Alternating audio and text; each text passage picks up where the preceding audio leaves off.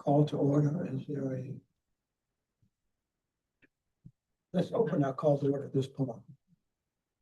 As a beginning, let's look at the approval amendments of the December the 2nd, 2025. Hopefully each person has had a chance to look at that meeting. And if anyone would like to make a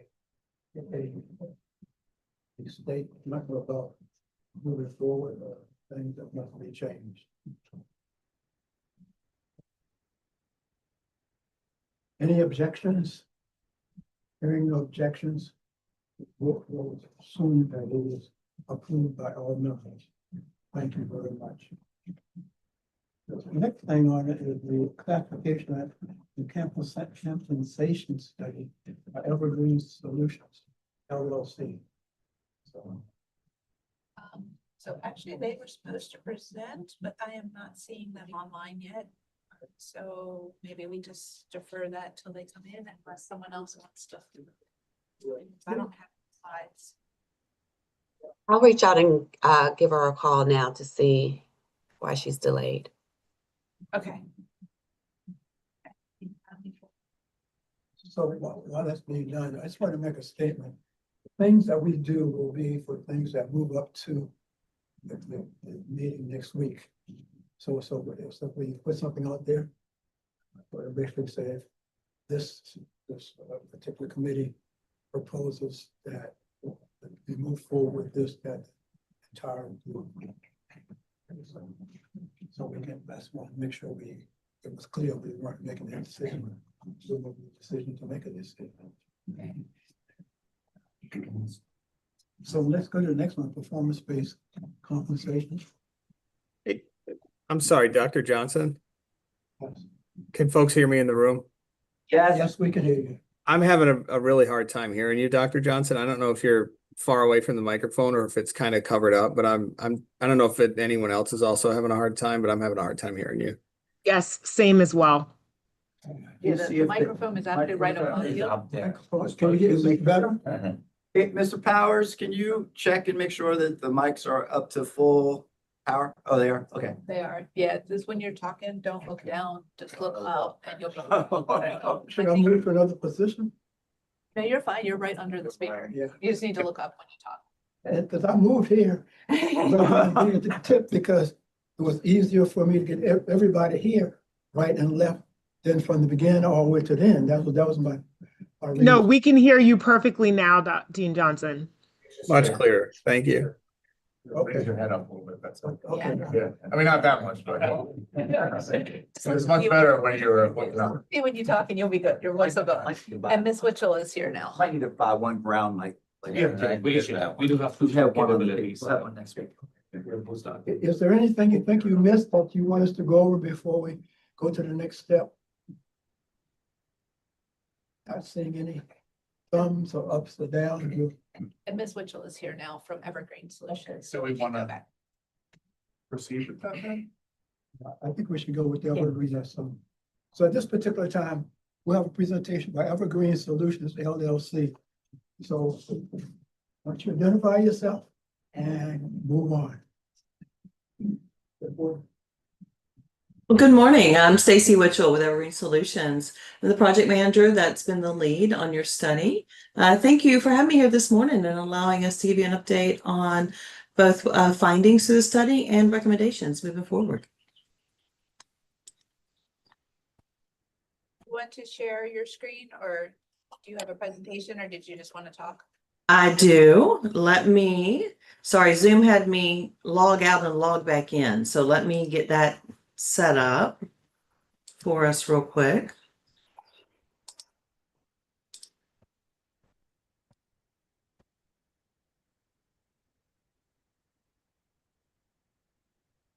Okay.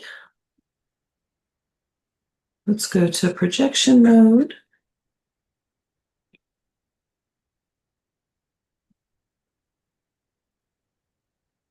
So let me juggle screens real quick. I've got 3 monitors that I'm working with and I just covered you guys up.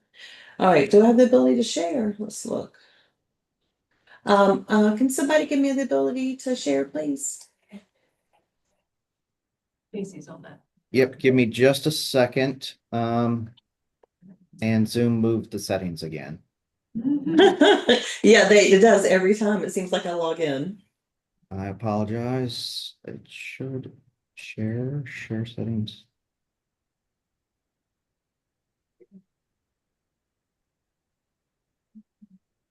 Why did they move this? I apologize.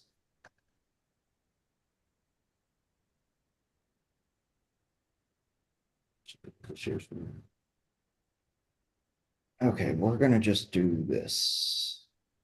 If you need me to, I can always email you the presentation real quick and let you guys drive. Okay, try sharing now. Okay.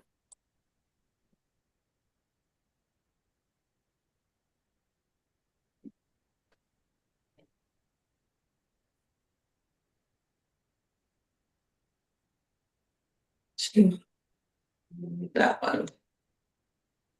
There we go. All right, so hopefully you guys can see that.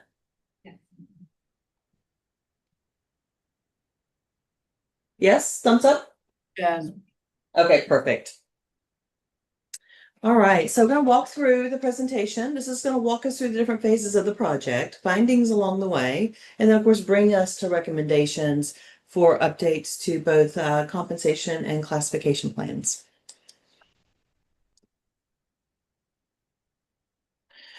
So let's start at the beginning really quick. Let's talk about what the goals of the project are. The goals of your project is one to review your internal data because you want to make sure that we identify any strengths and weaknesses in your plan, how it's being used right now, and then identify any areas where maybe there's areas of compression, maybe there's areas of internal equity that you want to make sure that we address as appropriate.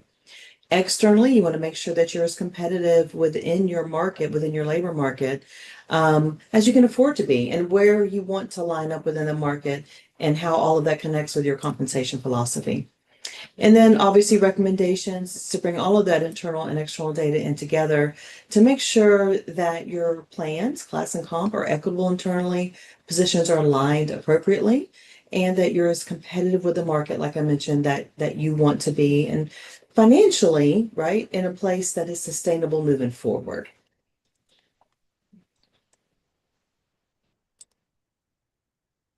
So let's talk about the phases of the project and how we work through the projects. So the first thing we do with your projects is you have your kickoff meeting. And after the kickoff meeting, we collect all the data that we need to actually get the project going. And what we do at the first beginning, there's that assessment of current conditions. And so this is where I'm looking at your employee database, your compensation plan, your classification plan, and really kind of digging in to understand what's working for you right now and maybe where there's some opportunities to make some adjustments or improvements. You have 281 active classifications that were being used in your current employee data set. And we grouped them in by operational areas because some of the different tasks cross different departments, different classifications can cross different departments. So we grouped things and looked at things based on like field and equipment operations, communication, marketing, engineering, project management, administrative support. So these groupings, they're not always within one department, but we're crossing those same types of work that are being done within the positions, like your administrative support. There's administrative support positions from entry to advanced professional, in each of the different departments. We want to look at them as a whole. We had 786 employees that were included in the study. That was that snapshot in time. Found that you've got one pay plan that you're working with right now. There's 17 pay grades in that plan. 14 of those are what we're going to call staff level, and then 3 at the executive level. Your pay structure right now is an open range plan. An open range is you have a defined minimum, midpoint, and maximum, as opposed to a classification-based plan or a step plan where you've got defined steps, step 1, 2, 3, 4 through each part of that range. Your salary range right now is 75%. That's the distance min to maximum of each of those different pay grades. 75% is normal for an organization of your size and complexity. And the state of Maryland, a lot of the bigger counties tend to have at least that range spread, if not actually broader, for their different union groups. Progression between levels, that's what we call our midpoint progression. And that's where we're looking at the midpoint of the range from, 1, 2, 3, 4 down the line. It's about 10% between those grades. And we get to those the very entry level positions and the upper level positions, there's a little variance, but on average, you're 10%.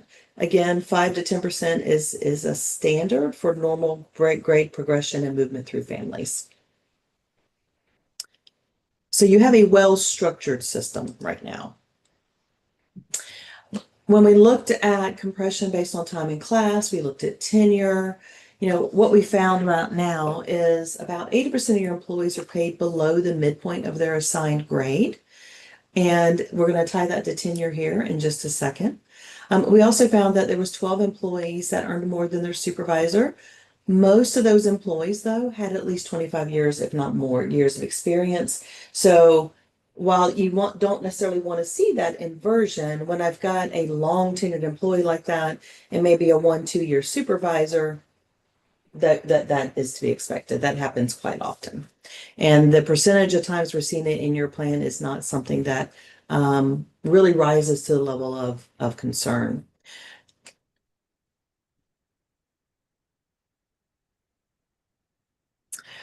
Again, looking a little bit more at salary distribution. I mentioned before the number of employees that are below a midpoint position. If I look at where they're at, your employees in pay does increase with time. So pay placement generally rises with tenure from 4.3 years on average within the first quartile, and then we're going to go all the way up to 20 years on average within the fourth quartile. So we do notice as if people are with you longer, their pay is progressing, which is what you would obviously expect. Your tenure for all the included employees was 9.2 years on average. If I look at that median, it's actually 10. And if I think about 10 to 15 years being that midpoint of a pay plan where you're expecting proficiency in position, some of your employees look like they aren't quite as far along that pay scale as we would expect them to be. But again, for the most part, we're not seeing too many areas of compression. One of the things that we found as going through the study is when you're making adjustments to the employees for those cost of living adjustments and we're adjusting plans, sometimes those employees are staying in the same relative position, even though they're getting increases. So that is one area we noticed just from a practice standpoint.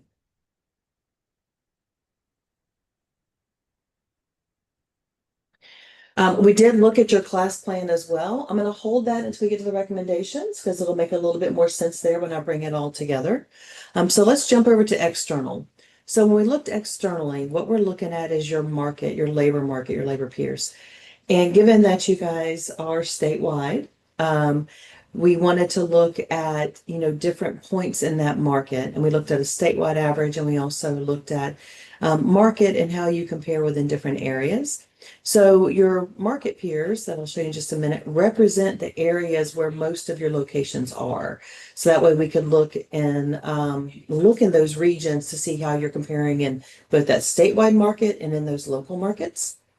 One of the things that we did also when we were out there in person was held focus groups. So we met with a lot of your staff. We drove all around the state, had another one of my consultants with me, and met with a lot of your peers. And a lot of the feedback that we got from your peers was, not your peers, sorry, your employees. A lot of the feedback we got from your employees was positive for the most part. They enjoyed working there. They're working there because they value the benefits. They're working there because they like their coworkers. They like the work they do. They like the schedules that they work on. A lot of them like the fact that they have little to no commute because they live within those communities.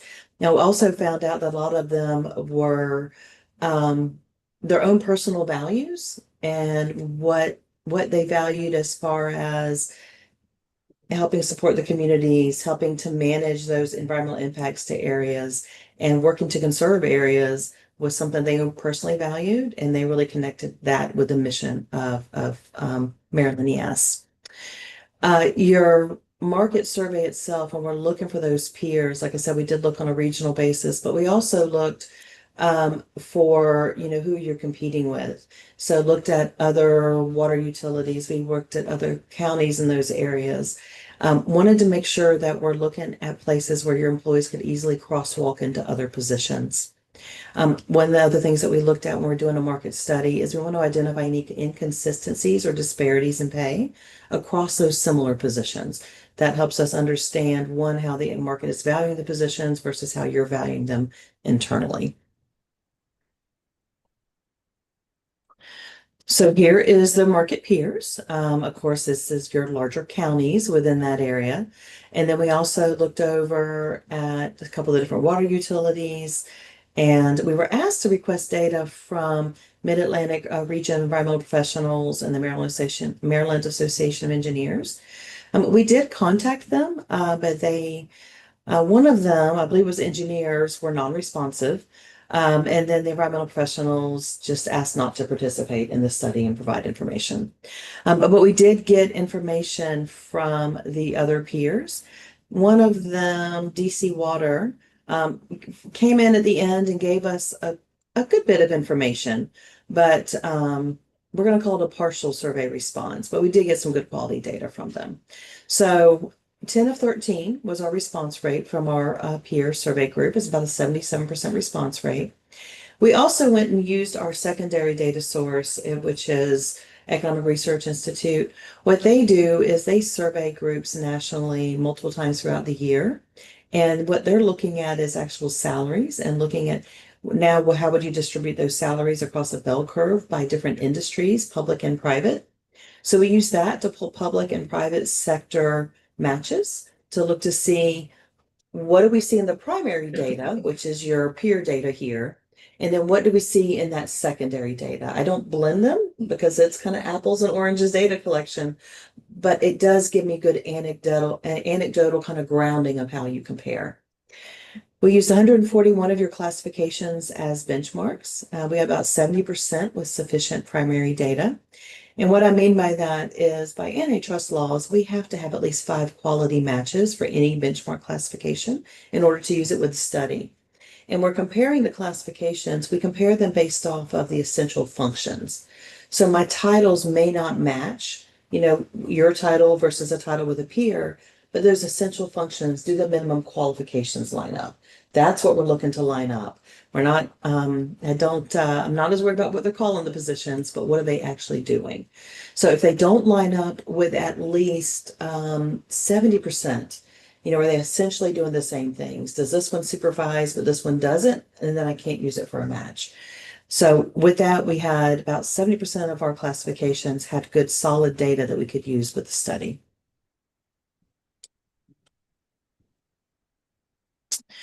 Now, when we look at your market position, and we're going to look at this in relation to a couple of different placements within that market.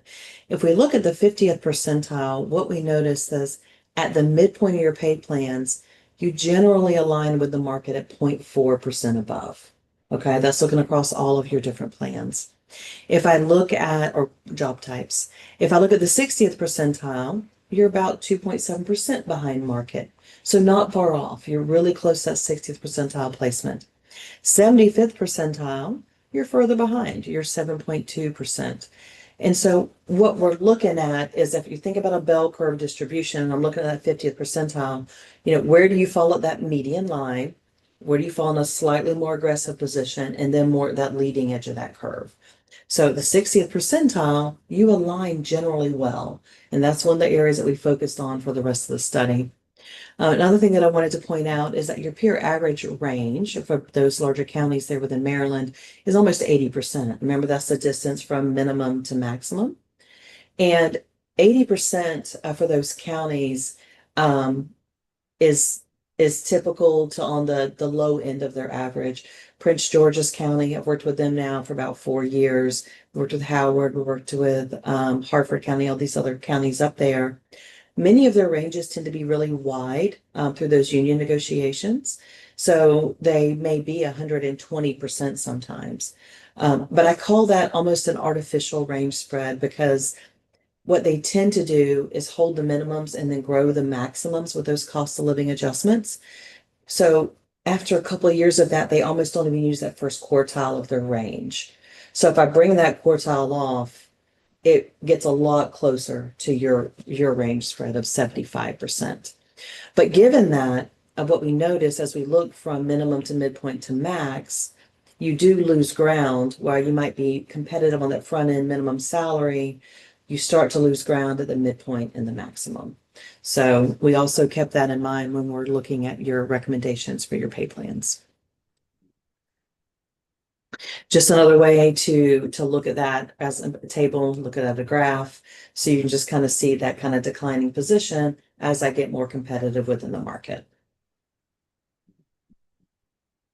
Any questions on external before I bring you to recommendations?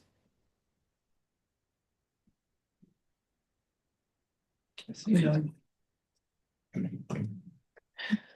All right, for recommendations, we're going to talk about implementing a structured pay plan. We want to assign all your classifications to pay grades based on internal and external equity, and then implement new plans using a defined implementation strategy.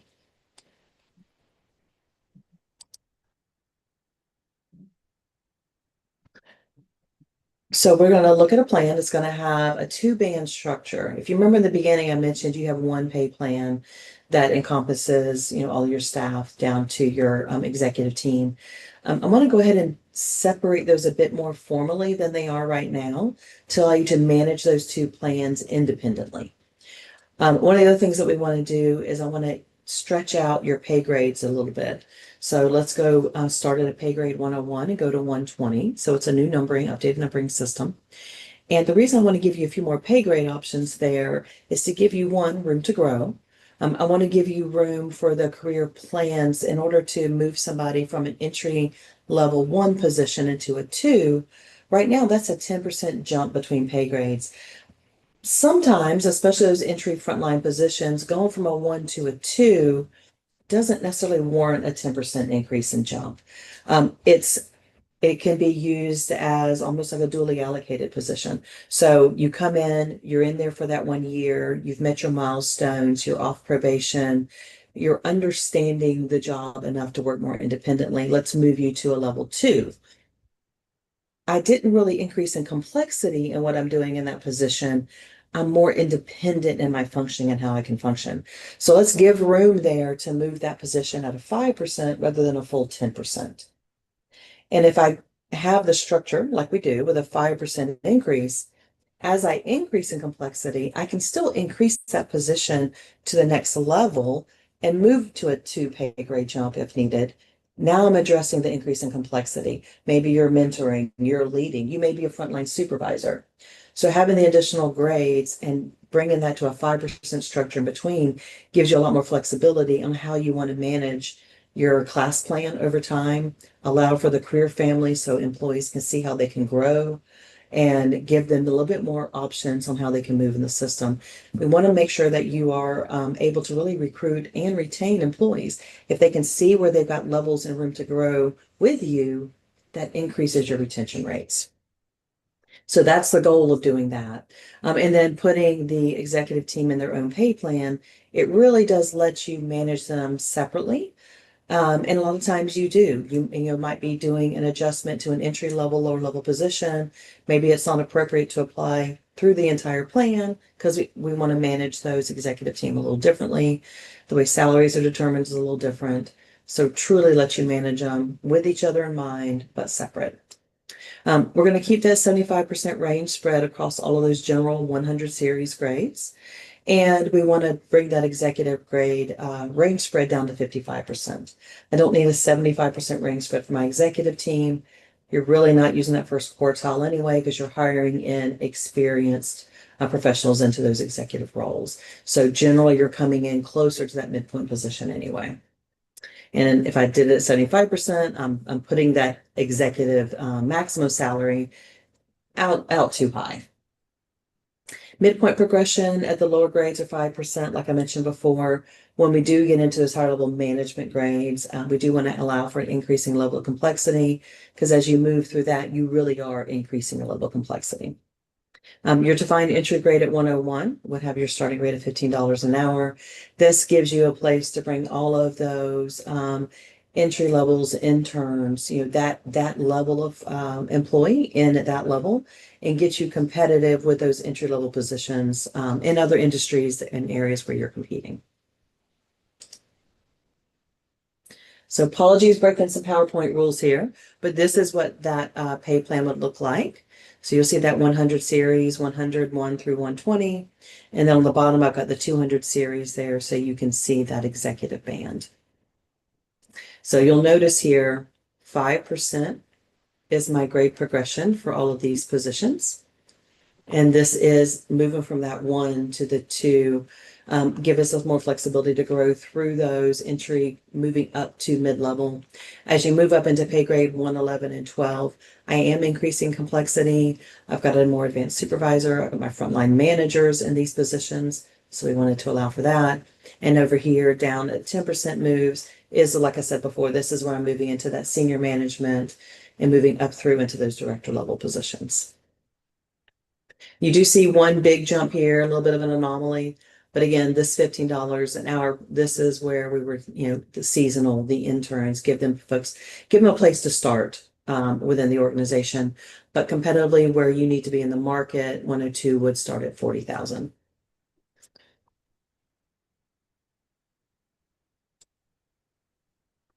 Now, I promise you a discussion on classification. So this is where I'm going to bring this back in. One of the things that we put into the report and looked at when we were going through your plans was a way to classify or group all the different types of jobs that you have. So that front end position is an associate and level 1 and entry level positions. Those are the ones that we would group under that first band, if you will. Individual contributors, specialists, those level 2s. We're going to bring that into that next level. Level 3, a senior, a supervisor. So this walks through all the different groupings and shows a description here where we're talking about what does it mean to be this level? What are we looking for this employee to do? What are these kind of general expectations? We're going to develop this into more of a defined matrix for each of your classification families, job families. As soon as we get your approval to move forward for the final presentation, that'll come in a separate deliverable with all of updated job descriptions. And with that, you'll have a true matrices. So looking at your current classifications, one of the other things that we're proposing is to move away from some of the titles you have right now. One of the things we heard from employees that they offered was they don't necessarily always understand the titles and what they are, how they relate to each other, who's actually above who in a hierarchy. Several years back, there was a decision to go to the senior lead. You'll see an environmental specialist, a senior to a lead specialist, a senior lead. So it creates some confusion, not as transparent. Across the board, they asked for a Roman numeral number series back. So we've recommended it and we've provided it here. And this would apply to all the different series. I'm just showing you a snapshot here. We also understand, though, that there is an administrative lift and burden that comes with changing all of these titles. So this may not be something that happens right away, but we did provide a crosswalk to what that series would be. So you would have for your engineering technicians, engineering technician a 1, a 2, and a 3, and then a senior caps that series. Okay, does that make sense? Well, Yes. thank you. Okay. Y'all are really small on my screen over here, so just checking. But I'm nodding the whole time, but you just can't see me. And might I ask just one question? Absolutely. Just in the senior person, is this then telling you when you move beyond that? At senior electrician, is there no higher place that you could be in that? Do you move to another series? So that would be the highest in that grouping. Your next grouping, you're going to move into a frontline supervisor role. That's what your senior's generally going to be your second in line. If the supervisor's out, they can take that role. They're helping with training, they're helping with development, they may be helping with schedules, but you're training them to be that next supervisor. Thank you. Absolutely. And then you'll see too, not every Not every group maybe needs all of the same things. And then I actually collapsed a level because when we went back through, one of the things that I kind of glossed over with the job assessment was the job assessment tool. When we were engaging with all of your employees, we administered what we call a job assessment tool. And that was submitted to all employees. It's an online tool. We did allow people, especially the guys that aren't in front of a computer all the time. I grew up in the construction industry. My dad was a builder, so those guys generally aren't in front of a computer often. So we gave them a paper form to fill out. But we did go back through and look, can we define these levels? Because we do want to make sure that you can define and delineate them. Because if you can't, I probably don't need the level, right? It's a title change, but not really a scope of work change. So I did collapse the one in environmental, because you have a senior environmental specialist and then a senior environmental specialist too. And then we had a lead. When you looked at all three of these together, even looking at the different places where you had them, there wasn't enough of a difference to really support three within that grouping. So I did collapse this. It's not a typo. I did collapse this into a 1, 2, 3 series. That lets us delineate and define what does it mean to be a 1, a 2, and a 3, and what are my min quals to get me to that next level.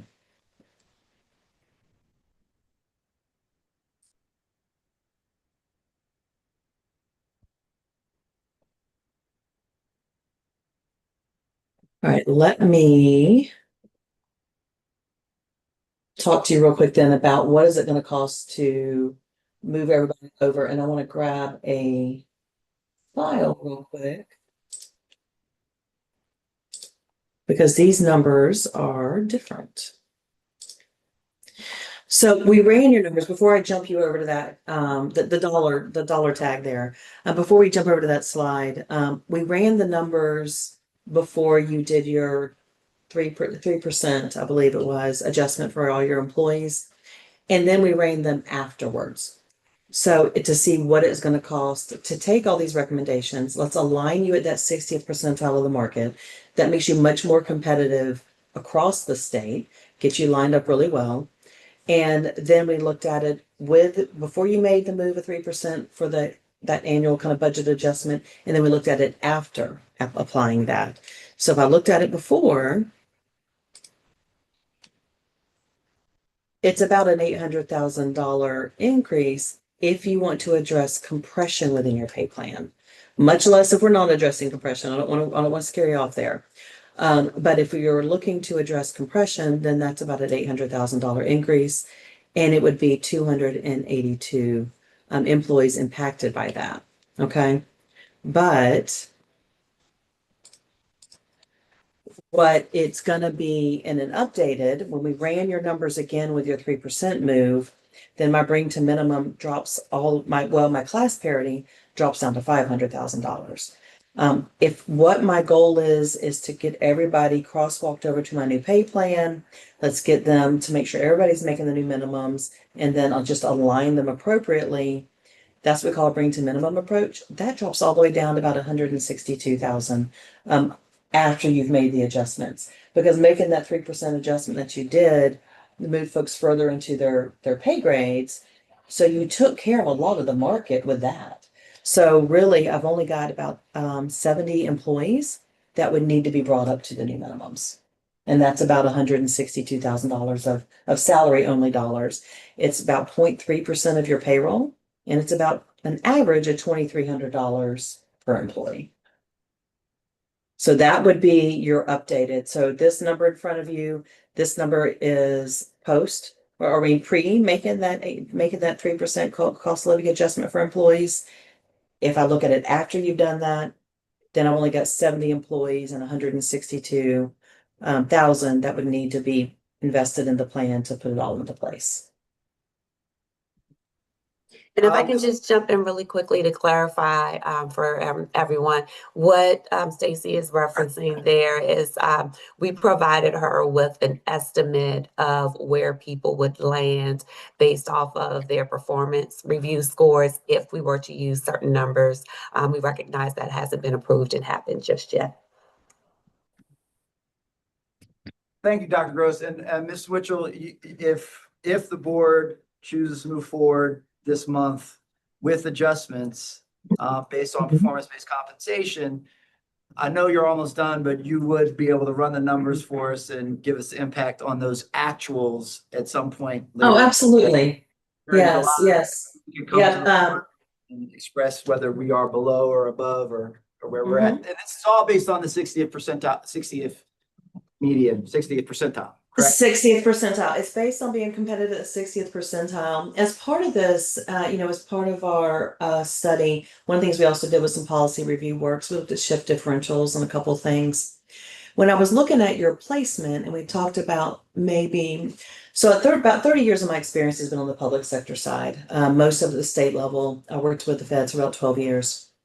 Also, the feds and even us at the state, we have the cost of living differentials. So in Florida, if you live in the Keys, we're going to pay you a little extra because you can't afford to live in the Keys, right? And so we pay them a little bit extra for those employees.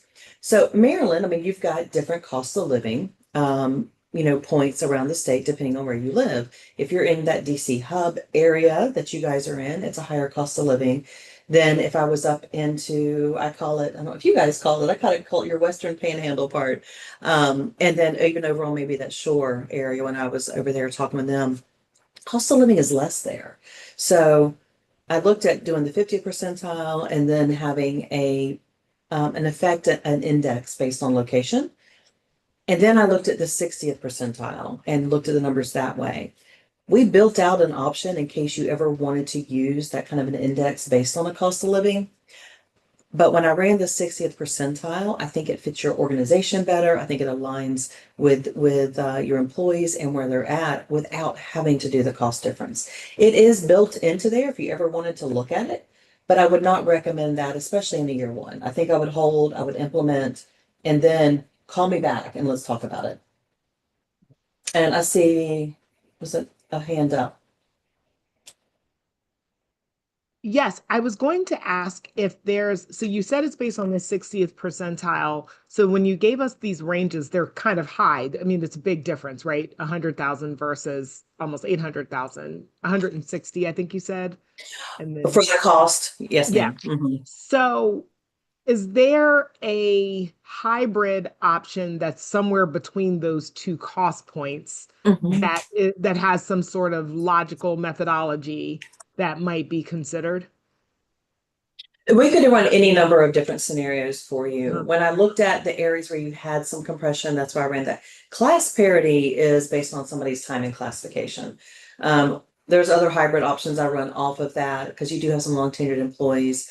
But really, that class parity is where I think you would have the biggest impact if you wanted to spread people out based on time in class.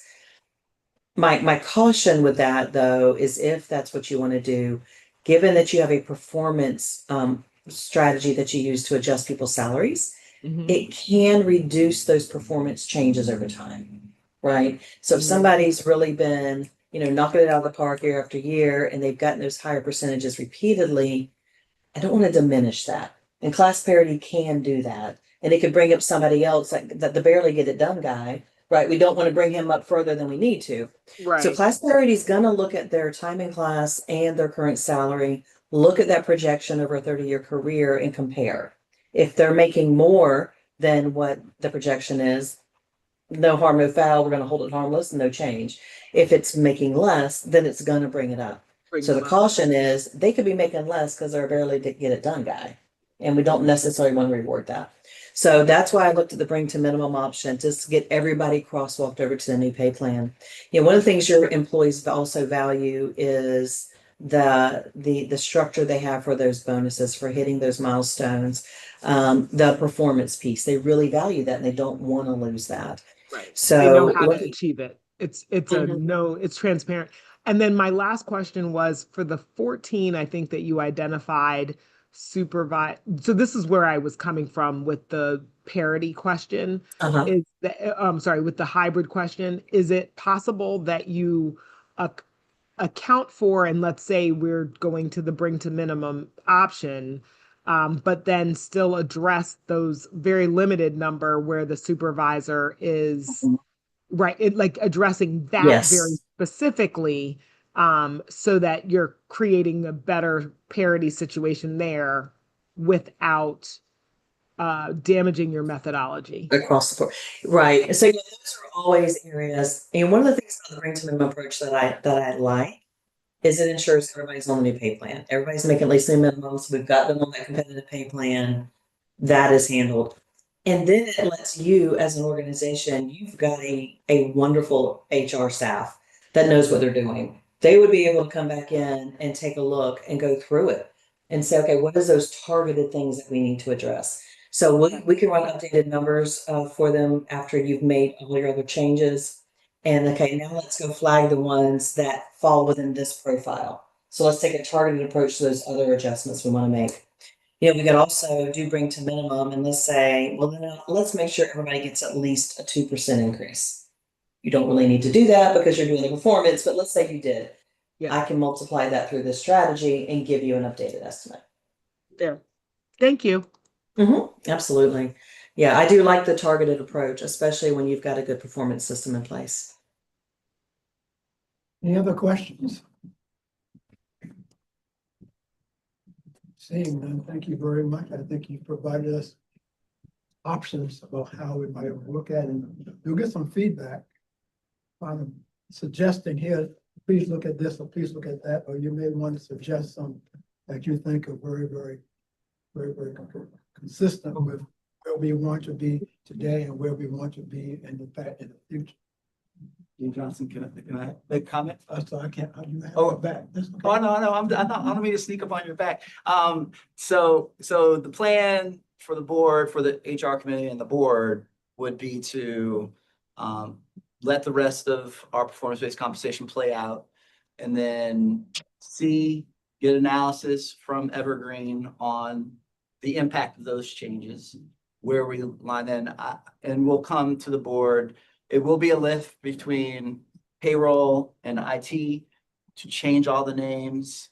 But we'll come up with our recommendations to the board in July or August. I'm not gonna commit to have it done in July, but because we'll have to have everyone do that analysis. But it is clear, and this has been an ongoing thing, the change about 9 years ago from the numbered based system and progression to names that no one outside of internal folks here understand, that has been requested. What's on the board, on the screen now, has been requested for a long time, pretty much every year I've been here. So I think we've got to quantify how much that's going to cost in time for payroll and IT to get together with HR. But that's going to most likely be one of our recommendations. But we'll come back to you later. This is for information and for y'all to be briefed. Oh, I appreciate that. One of the things I've always felt important to do is decide what you want to be when you grow up and how much it's going to cost, rather than getting there and deciding. So I guess I was look at things from where we want to be, and let's see what it's going to cost to do that, and then move from that. So I think the easier discussion to have people at all levels if it's done that way. Any other comments? Thank you very much, Stacy. You've done a very good presentation and response to questions and things also. I appreciate the working with you guys, and we're still here for a year for technical support as part of that contract. So if you have questions, you need help, you just let me know. And then next time I'm up in the area, I'll come in and visit and say hi. Okay, next we have performance-based compensations coming up now. Good morning. So this is the perfect time, right after the compensation study. I'm gonna, you have it in your package, the proposal for employee performance-based compensation for fiscal year 2027. So MES does not have a fixed COLA. Every employee's salary increase is based on performance. And you see on the slide here, the scores 299 and under, all the way up to 5, and what kind of a percentage increase they're gonna get. What I want to stress here that MES employees and have performed very well. And it is shown in our increase in billable labor, increase in revenues. The clients are very happy. Our workforce is very skilled. So when we are comparing to the other entities and all that, MES is unique in that status that, we, all our revenues are generated from billing the clients. And that's where MES employees skill and public relations all comes into the picture. And before we go into the more detail, if you compare May 2026 versus May 2025, just the inflation has increased by 4.2% year over year. So when you look at that range, one thing to keep it in mind is the inflation, 4.2%. If employees get a 4.2% raise, that means they do not have any additional purchasing power. And when we do this performance based salary increase is based on the performance evaluation from April 2025 to March 2026. And we have initially it was proposed to 2, 3, 4%, but looking at the inflation index, I also compare that we are asking for to other entities in the state of Maryland. Majority of them has a COLA like 2 to 2.5%, and then on top of it a step increase or whatever the salary increase mechanism is. MES has only one time. We whatever is approved, that's the salary increase. There will be no other step adjustments. So what we are recommending here is if the score is 2.99 and under, it is unsatisfactory. They would not get any PVC, and there is no COLA involved at MES. 3 to 3.49 is 3%, 3.5 to 3.99, 4%, 4 to 5, 5%. So this takes care of two things. It is based on their performance, actually. And we are trying to at least get majority or half of the employees to the cost of living index, just inflation 4.5%, 4.2%. So if you have any questions on this, I'll be happy to answer those questions. Give my reasoning. One disclosure, when we compare with all the counties, the local governments and all that, state of Maryland is not giving this kind of a raises.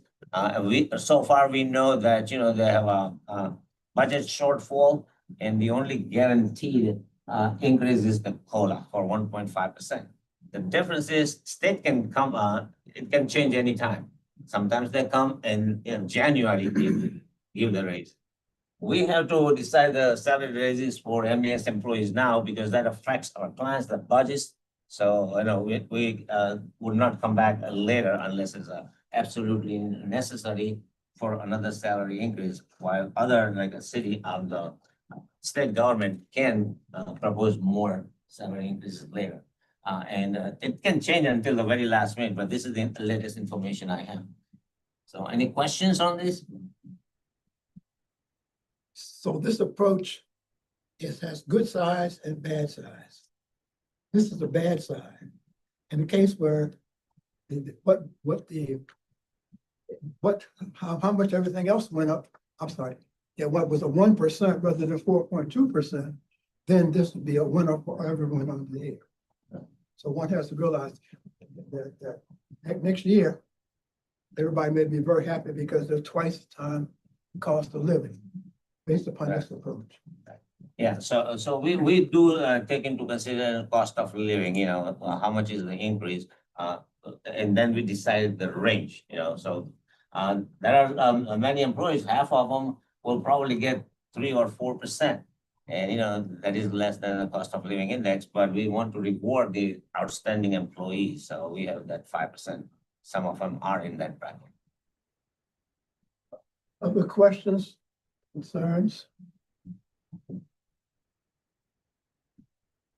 So what we need to do, if we agree with that, is we need to make now move forward with determining whether or not for the committee members that we're gonna push this forward at the time of our next meeting. So we want to go from what we have now at the committee meeting, I'm sorry, at the regular meeting, we will make the recommendation that this be accepted. And the corresponding increase to the salary card. So, Yes. I think you need to take a vote on if you want to. Is this what is there a recommendation to do that? If so, I need more. We couldn't hear what the recommendation was.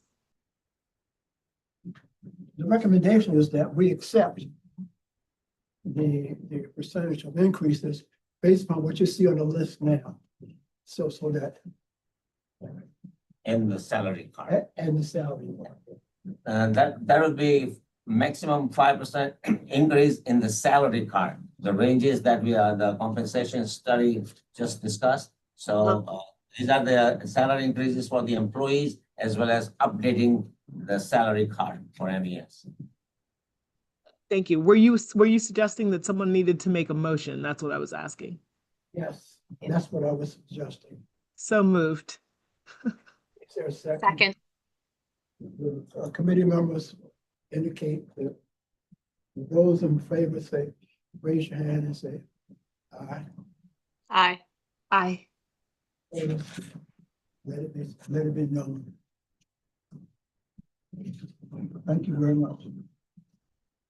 Resolution 2606 IR.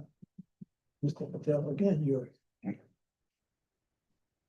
Well, thank you for the previous proposal approval.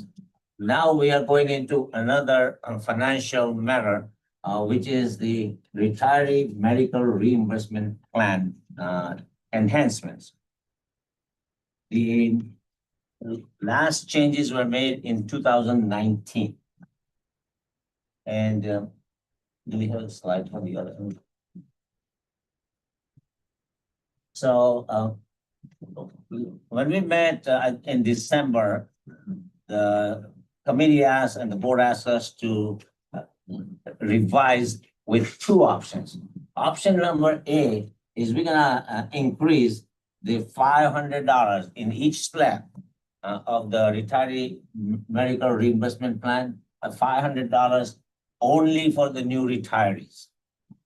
And if they were if they're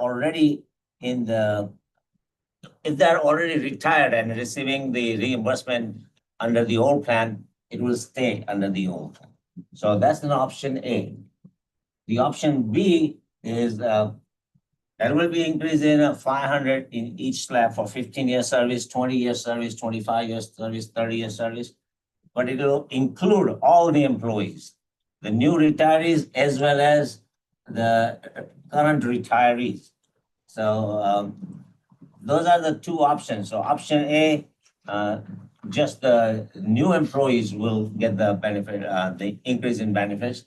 The option B is all of them will get the benefiting. I think we also, oh yeah. I was gonna say, I think. Right. Yeah. So here is a comparison. Current benefit with no changes. So in that column, we have 26, 27 years, and then benchmark at 2040, 2045, 2050. The other one is if you just go with option A, where the new employees only get the enhanced benefit, the additional cost for option A is starting with 4,667, and it keeps on gradually increasing. In 2050, it'll be 71,000. If you go with the option B, where all the employees get enhanced $500 benefit, then the cost is 43,000, starting with 43,899. In 2050, it will be 88. So you can see that between option B and option A, since the option B, the employees will be eligible for additional payment right away, okay? It will start increasing the cost from the very first year, which is about $40,000. Over 25 years, in 2050, if you look at it under the current, the total benefits paid will be 16.9 million. Option A, only the new retirees, 18 million.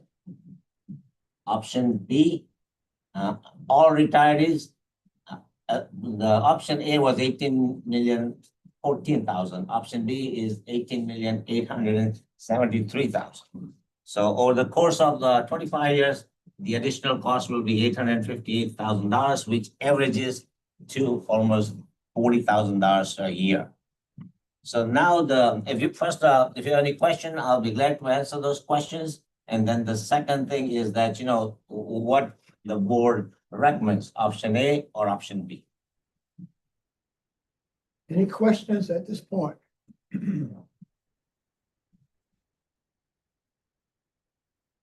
I do. I was trying not to ask a question, but I think I still have one. So, just trying to make sure that I understand option A and option B. That part I understand.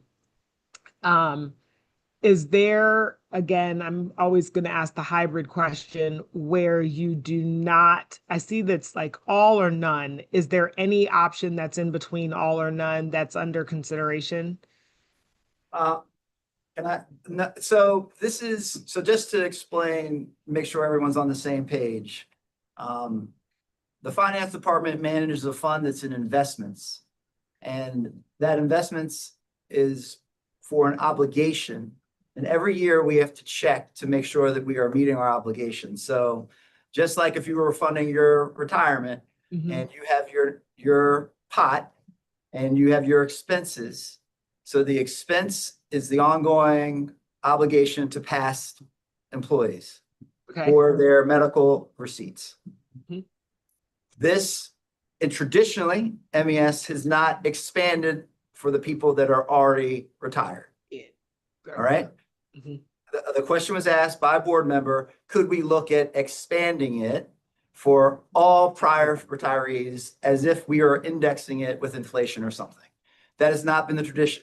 The pressure that is added to the executive team, the finance department, the people that manage PNC that manages these investments for us will be to the tune of an extra $858,000 over the next 30 years.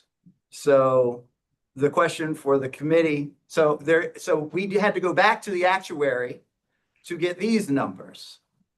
Ms. Phillip. And so if you were to say, is there some way we cut off people that were retired 15 years ago, but not the people that were retired last year, you could go down a rabbit hole of just paying an actuary over and over again to run numbers.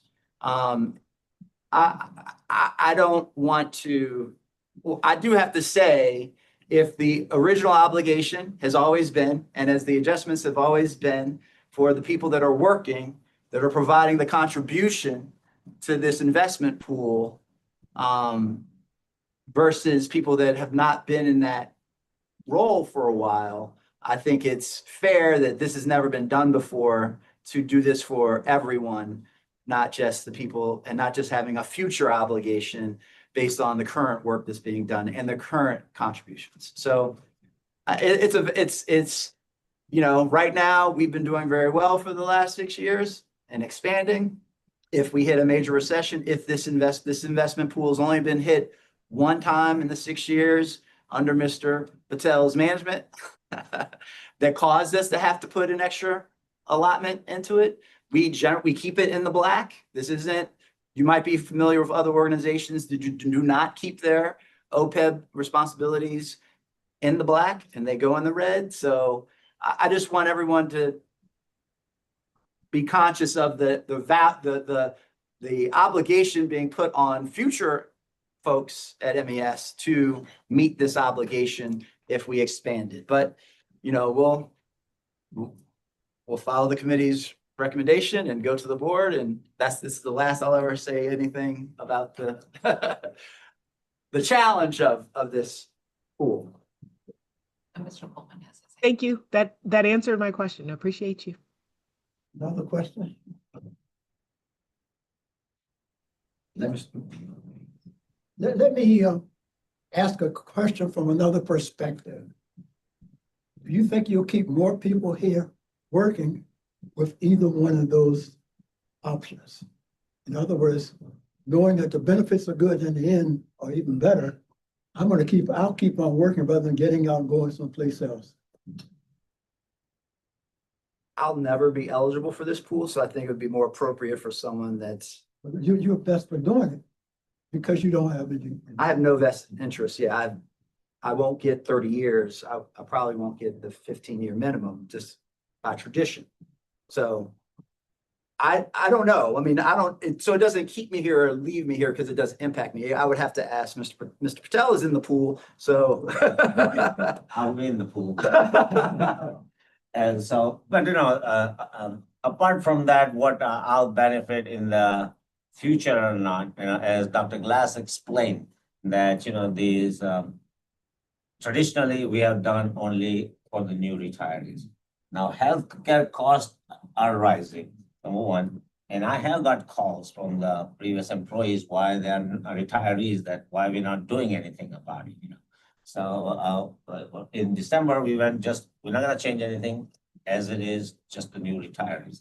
Now, this additional $40,000 a year, does MES want to go with it or not? Is a lot of pension systems, all that, they adjust it a little bit, even the people are retired. We have a unique, this is for the health subsidy. So I don't want to say one way or the other, but it looks like for MES, okay? You think we cannot afford it? I would say we can afford it, okay? Just to be honest with you. Okay. No, But what was done before was only the new employees. Is it fair? I don't know, because do you want to reward the employees who have been gone, or do you want starting the new retirees? Okay, so all I'm saying is financially it is affordable. Some of the employees have requested in the past, and this is something new we're gonna start. What did you say? I just messed with you. Mr. Coleman has this. I'm sorry. Cool. Good morning, all. If I could be permitted to ask a question and make a comment. Yes, please do.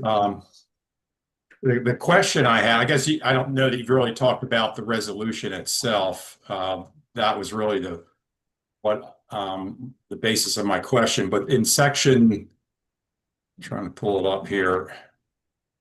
In section 6.1 of the two draft resolutions that are before the committee, subsection A has one date and subsection B has a different date for who would be affected by this. And I wasn't sure if that was intentional or if we need to revisit those dates to make sure they're consistent.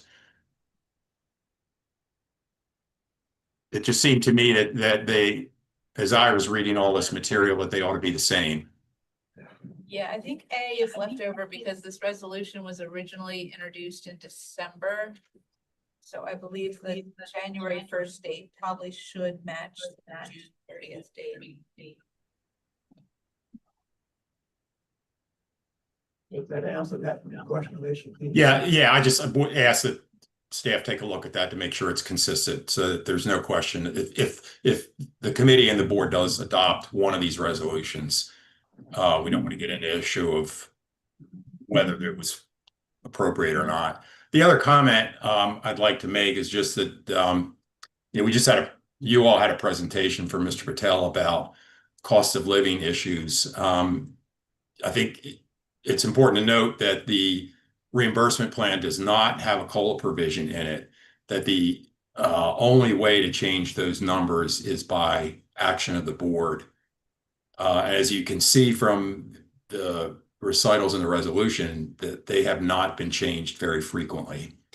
And I'd also point out that I was looking at going back and looking at the financial information that we were provided at the last board meeting. And, I know this is over 25 years, this potentially could be a $2 million hit, but our estimated increase in net assets just for this fiscal year is $8 million.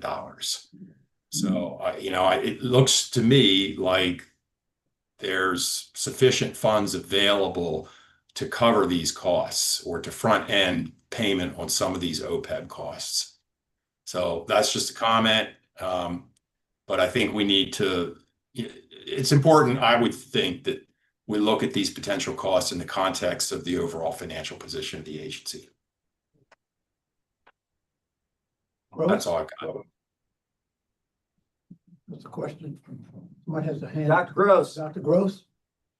Hello. Yes, I just wanted to respond more directly to Dr. Johnson's question as related to recruiting and retention. The benefit or the value of the benefit of itself, it's a nice to have for those who receive it, absolutely. But as it relates to being able to retain employees or recruit employees for that specific benefit, again, it's a great benefit, but it's not substantial enough that it would impact the retention rate of employees.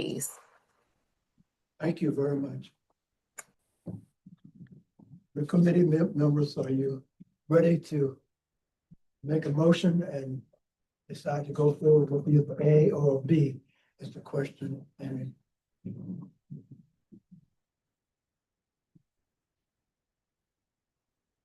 some of you had questions, but that was easy to make a decision. So, not hearing one from one of the committee members, I make the motion that we go with B. Is there a second? Being option B, Dr. Johnson? Yes. Are you doing B? I'm asking if you were saying option B. You made the motion, right? I made the motion. For option B. Yes, for option B. I'll second. All those in favor indicate by saying aye and raising your hand. Aye. Aye. It's majority, we lost. And just a point of order, so we will take this to the full board for next week. That's what I think I heard Dean Johnson say earlier. Okay, thank you. That's what we'll do next week. Okay. Okay. Let's go, and since all said yes, it's okay, we don't need to get us to say no to the other. So we're okay. Yep. All right, station, that's career leave lab, stationary engineer. So, All right. Can everybody hear me? Nodded. Yes. Now here you go. All right, so what we're bringing to the committee today is an addition of another career ladder or a professional level position, specialized position within MES. We have currently a number of plants that we operate that require stationary engineers. Stationary engineer program is regulated by the Maryland Department of Labor, and in particular, the Maryland Board of Stationary Engineers. There are specific training requirements, experience, and a written examination to be able to progress within the framework of that stationary engineer licensing program. Those licensing start, it's kind of counterintuitive, right? You go from a 6 you think would be the highest, or 5 would be the highest, but actually going 5, 4, 3, 2, 1, right? 1 being the most skilled level of the stationary engineer. So it requires a considerable commitment by our employees to take on the responsibility for training, for continuing education, and for the preparation for the written exam, the application and preparation for the written exam. So we want to memorialize that in the career ladder. And that's what we have in front of you today. We've provided two separate career ladders. You may want to wonder why we're differentiating between the stationary engineer career ladder. It's all one ladder, actually, but two different segments within the ladder.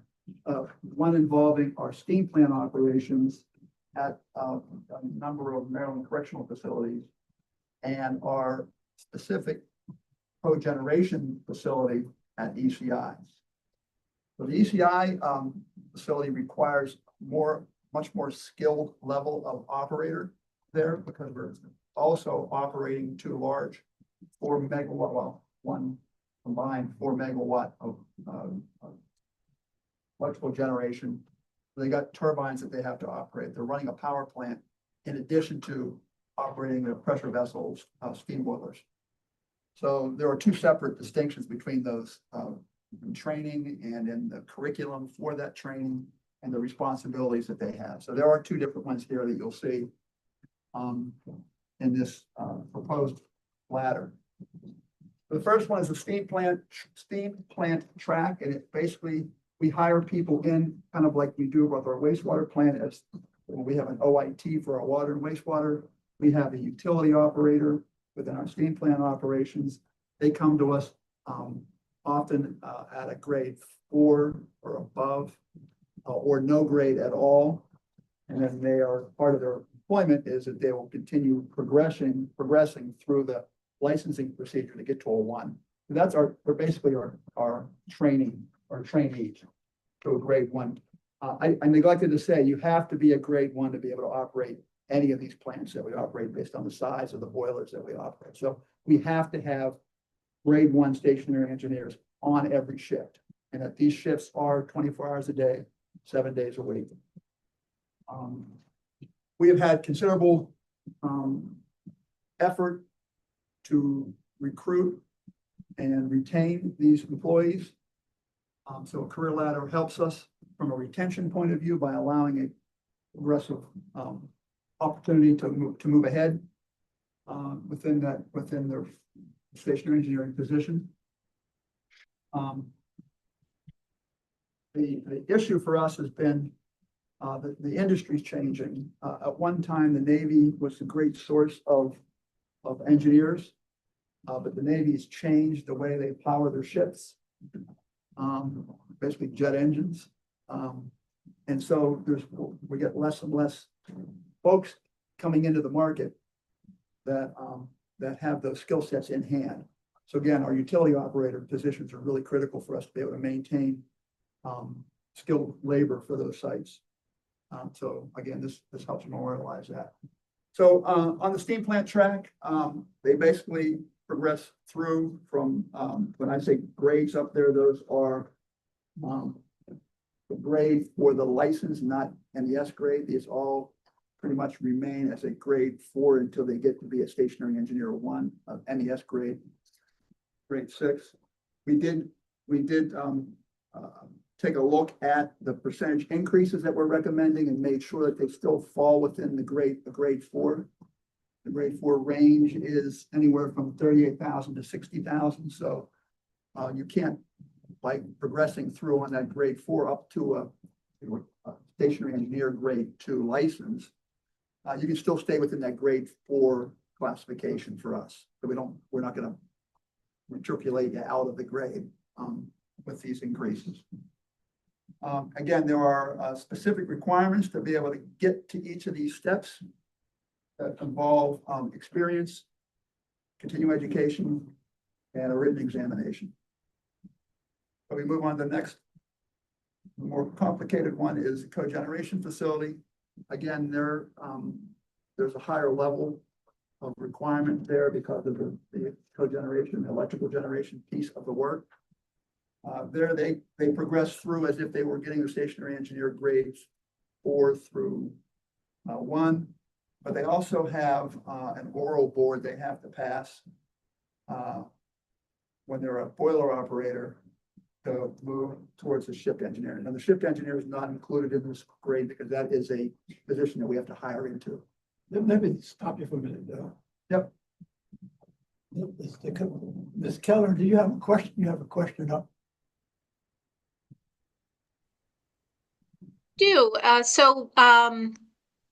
Stacy, I believe her name was, just went through a full compensation study. How does this fit in with that? I Or have to does, look- it I haven't hasn't looked been at it. considered yet? I haven't Okay. looked at whether or not these, this position, these classifications were impacted by the compensation study. We'll have, if anything, I don't see an issue with that, because again, we looked at whatever the grade is, the salary range within that grade. These are a percentage of that within that grade, right? So if we change the grade, then we'll still fall within the right range. So I don't think it'll impact it at all, one way or the other. Would it be worth a conversation? Sure. I mean, it seems to me that this is along the same lines. So just making sure that this is 100%, in line with the direction that we're heading. I think it'll save us a step later if assuming both this and the recommendations that she offered were implemented at some point. And I guess the point I was trying to make was this, whatever recommendations we come away with on the compensation study, this doesn't impact that. This is built within that range, right? Because it's based on a percentage of salary, not necessarily a dollar amount. And Madam Full Board Chair, I believe we view this as in addition to the career ladders that are in the comprehensive compensation administration guidelines. So that document that still lives for all those other job classifications that are core, this becomes a new career ladder in that. And sure, the presentation you just received, it's going to be months. It's going to really be months before, we're implementing parts or all, et cetera. While if the committee and then board vote on this, this will be implemented with the start of the fiscal year. And I might add that the pathway from a grade, even a grade 4 to a grade 1 is about 10 years. There is some movement by the Board of Stationary Engineers to relax that somewhat because of the overall industry-wide shortage of engineers. But as it's written right now, it's about a 10-year process. But not feel this impact within a year. Okay. And does this follow she was very careful to for the naming of them, to go from a 1 to a 2 to a 3 to a senior. Does this fall in line with that? I have to look at it. Okay. What the compensation study says on those classifications.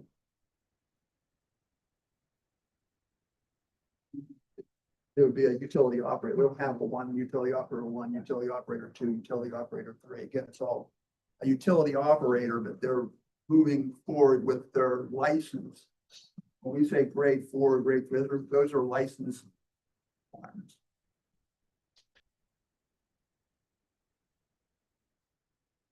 Anyway, so that is this is the proposed salary card, not salary card, but career ladder for the stationary engineers at the cogeneration facility.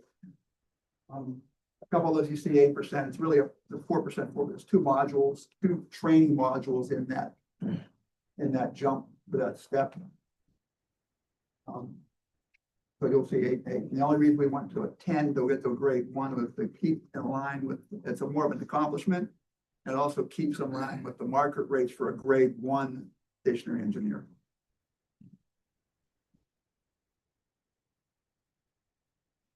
Any other questions? Are we ready to move this forward to the entire board? I didn't hear anything that was keeping it back. There's one thing about making sure it will be consistent with what's being recommended by the system, the presentation we heard earlier, but that's not a difference. It's just a matter when that time gets along, will those things be in order in the same way? It's okay, the members of the board to say something one way or another. Based upon our understanding, because we've heard presentations of this on a couple of occasions even before that.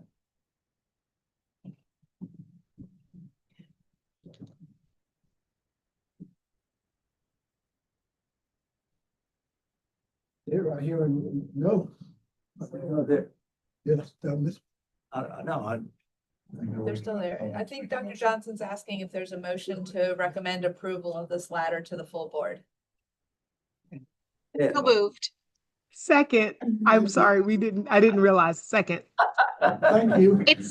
We're still having a little bit of a hard time hearing. It is coming through better now, but it is still hard to catch every word. Copy that. I heard a first and I heard a second. All those in favor indicate by saying aye and saying okay. Aye. Yep. Aye. Opposed? All were in favor. Thank you very much. You were more active than I was. The next that we have is the policy update. Now, there are 10 updates that we have information on. That'd be hopefully. Actually, we have one that kind of stands alone. That was the accident review board, and then we have all the HR policies. So I think they did them separately. Oh, I'm sorry. We, 102, excellent. Tell us you again. No, I think this is Jeff. mine. Oh, I'm I sorry. think this is mine. So, But I should know she, those who have a time usually get presentations. that's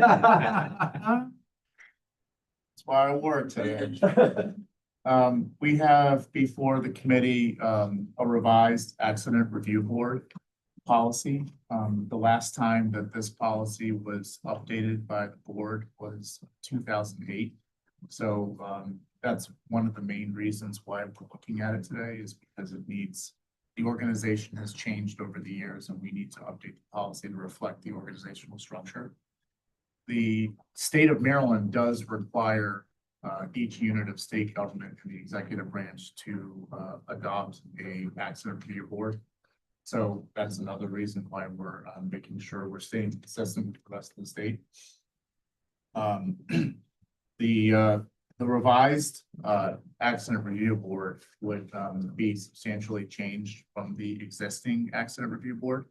The membership is increased to include the safety division, and to make the safety division and the fleet manager permanent members of the accident review board. And we also now incorporate membership from each of the 4 groups, whereas previously MES had 3 different groups. So we're making sure we have membership from every group. We want equipment operator to be present on the board as well. And the structure of the board has changed a little bit. We want to make sure that the groups maintain some flexibility to take immediate action in the event that there's an accident. So what we're doing is we're kind of removing some of the provisions that the accident review board looks at right now with respect to personnel matters.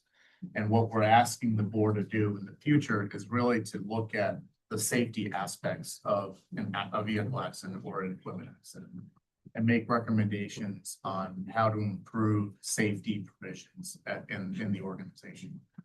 And so, you know, I thought I would keep it pretty high level and see if anybody had any questions based on the new policy, based on that discussion. Happy to answer any questions. There was a small committee that was formed to kind of look at this, including the safety division, the fleet manager, and one of the members of the group. So environmental health was involved, and myself. So we looked at this, we revised it, we went through the legal review. And I think what's before you is a strong revised policy. I'm And happy to entertain any questions. And I'd just like to add, this came out of a KPI. And so the 40 top leaders in the organization just kept repeating it. It came up a couple of times and over quarters and confusion. about this, especially as we get into there are other matters that can come from an accident that involve the Attorney General's office. So it was a deep dive, and thank you, Mr. Tosi, for leading the charge and the group that really served as a pit to go through this and what you see before you now. Questions? Can you hear me? They both shook their head. We can hear you. Fantastic. There are no questions? Is there any motions to be brought forward? The motion is. Yeah, it was coming. I move to accept to accept the accident review board policy as shown today. Is there a second? I second. All in favor indicating by saying aye. Aye. Opposed? Thank you very much. And let me repeat again, these are things to go to the meeting next week. Correct. Yeah, this is a motion to recommend approval. That's all. Just want to make sure we're Thank you. clear here. You may not hear me, but you be clear. I can hear you. Thank you. Thank you very much, Jim. Now I can say that we have policies for review and policies for review and approval. There are two ways to do this. There are 10 of them. And if everybody's read all of them and no questions, we could do them as a group. There are 1 to 2 that somebody did. We wanted to pull it out and talk about it separately. We could do that also as a separate thing. So let's hear your options and what you'd like to consider before we do it.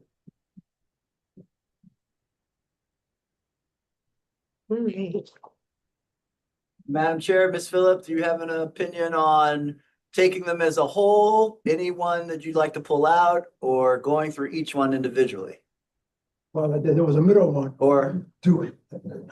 yeah, just pick out some. Pick up some. Yeah, pick out two.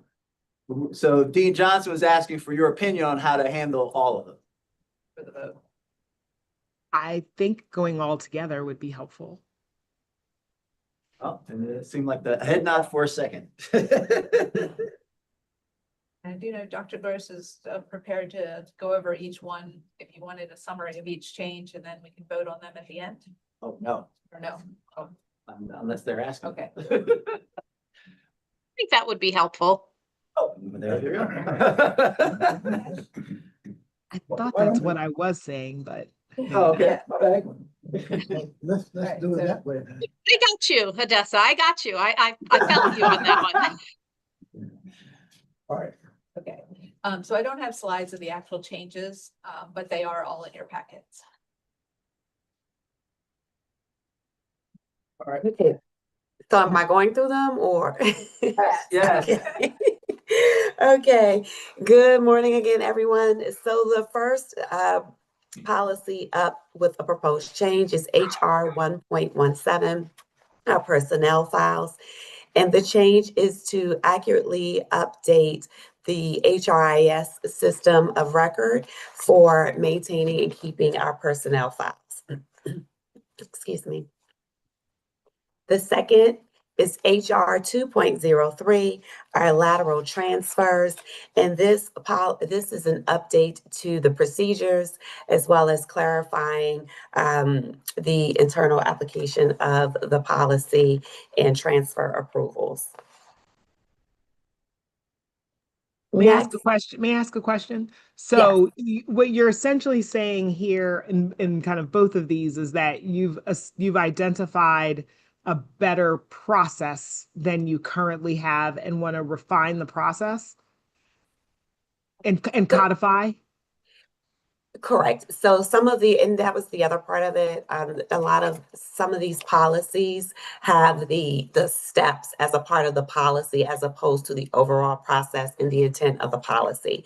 And so as we make changes to enhance and improve efficiencies, it does sometimes require us to come and ask for a correction because the policy itself contains the procedure as opposed to an overarching, this is what's required.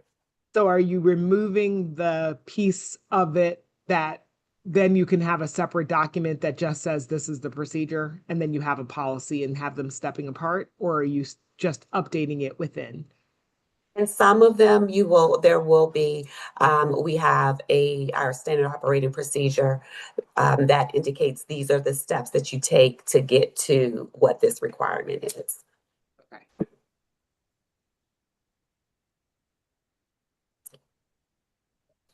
Okay. Did you have a follow-up question to that, or? I did not. I actually, unfortunately, have to jump. I have an 11. Okay.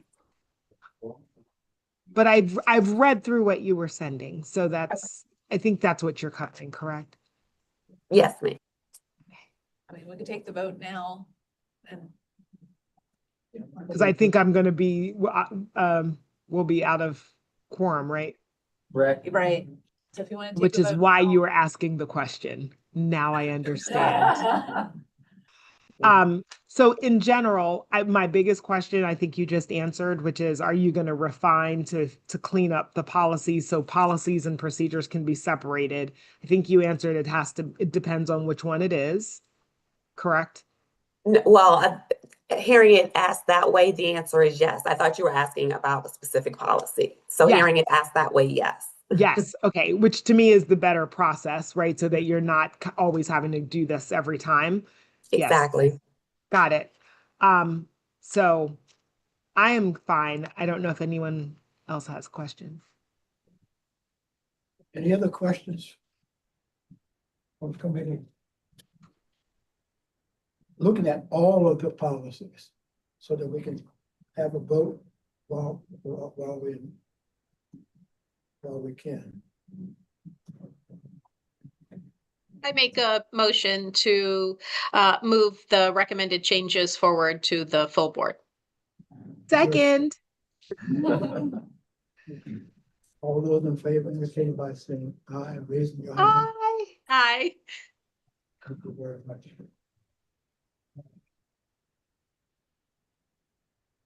Thank you very much for us looking at a way to do it so everybody can participate and indicate that. And it's fairly clear when you look at it, if you had any questions, but basically these are things that helping us to know what we're supposed to do. The next thing is any old or new businesses.